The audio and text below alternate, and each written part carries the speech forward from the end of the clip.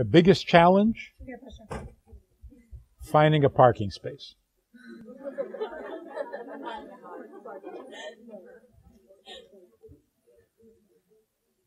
The second biggest challenge is walking up Kingston Avenue without your hat blowing off. The third biggest challenge is finding a store open. These are challenges.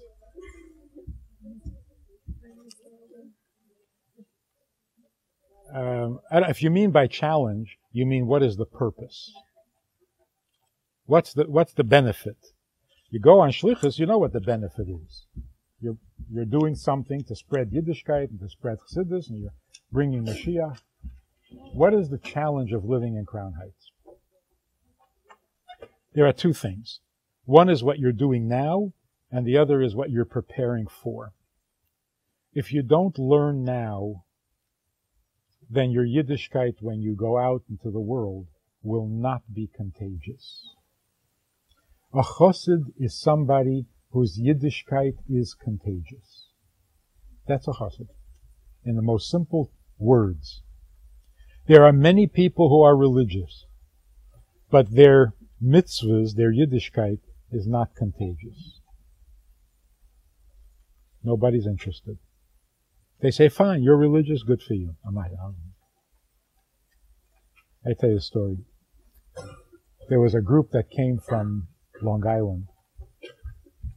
I don't know if a reformed temple or something. Their youth group. Teenagers. They were coming for an evening in Crown Heights. And they asked me to speak for them. This is before I was married. Then I find out that this group also was stopping in Williamsburg. And they got stuck there for the bus or something. So they really can't come to Crown Heights. So they asked if I would come to Williamsburg and speak to them there after their program there is over. So I go there at the Y, the Williamsburg Y. And I come in while their program is still going on, and they have this frum guy speaking to them. It was so embarrassing, I wanted to hide from shame. For example, it was like the question and answer part of the session. And a girl raised her hand and said, how come women don't put on tefillin or something like that?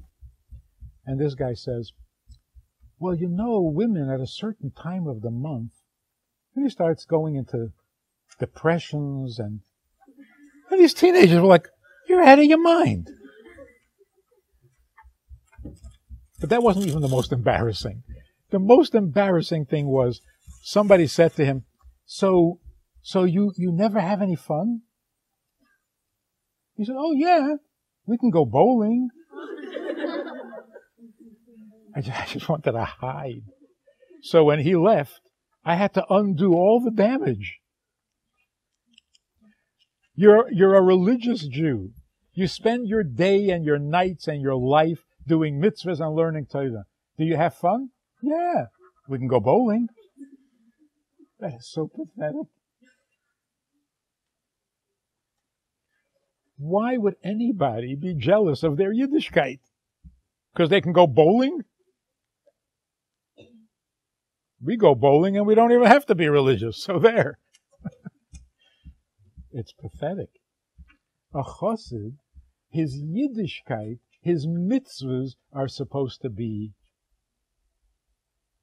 contagious.